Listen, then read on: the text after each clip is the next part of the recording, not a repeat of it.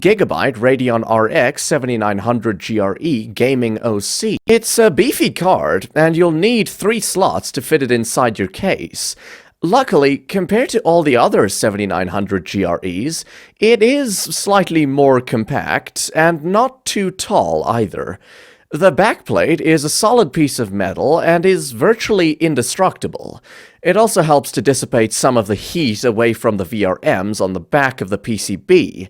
However, the fan shroud is made of plastic and can feel cheap at times. This is a dual BIOS card as well, so you can run it either in silent or OC mode without any effort. The rest of the design is very simple, with some accenting to make the design more interesting. But other than that, it doesn't draw any attention towards itself, except for the RGB logo on the side.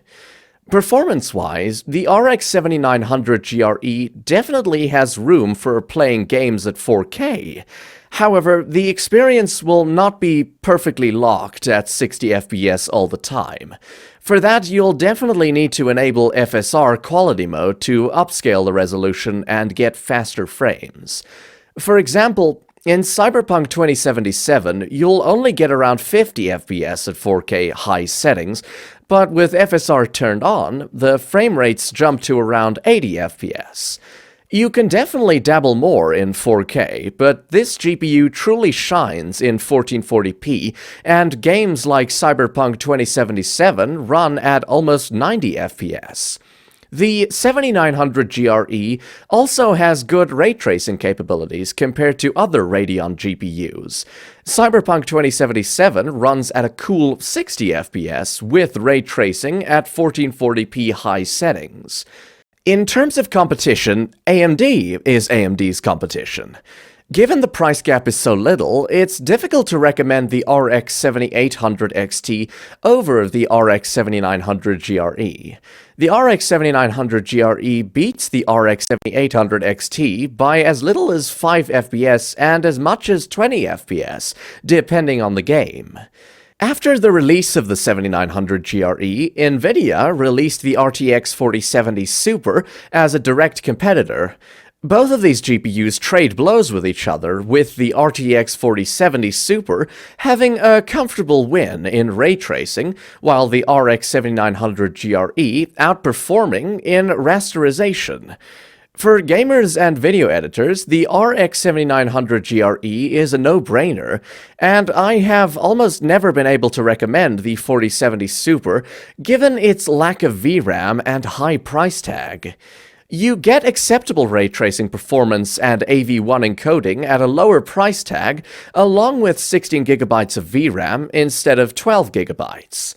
One common criticism is that the 18 gigabits per second memory on the RX 7900 GRE is slightly slower than the 19.5 gigabits per second memory on the RX 7800 XT, but this doesn't affect the 7900 GRE's performance lead. On top of that, you can easily overclock the memory to 19.5 gigabits to make up for it, and gain an even bigger lead over the 7800 XT without increasing power draw. Of course, this is a little bit of work in the AMD driver, but not much of a complaint. My biggest complaint with the Gigabyte Radeon RX 7900 GRE Gaming OC is that it's quite power-hungry. During gaming, it can consume up to 290 watts of power, which can be concerning. The good thing is that the cooler is really well built, and the GPU temperatures stay under 70 degrees Celsius at all times, even under intense workloads. It stays quiet without suffering from thermal throttling, while the fans produce only about 40 decibels of noise, which is acceptable but audible. All in all, the RX 7900 GRE is one of the best value GPUs, and can deliver more frames per dollar than any of the competition. At just over $500, it's quickly replacing AMD's own RX 7800 XT as the value champion by delivering great experiences even at 4K.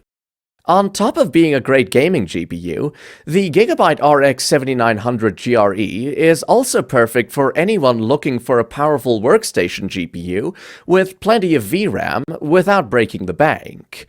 To sum up, what I like is that it's incredible at 1440p even with some ray tracing, the AV1 encoding, and the dual BIOS switch.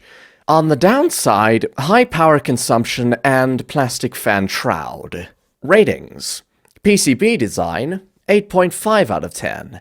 Performance, 9 out of 10. Aesthetics and cooler design, 8.5 out of 10. Value for money, 9.5 out of 10. For an overall rating of 9 out of 10.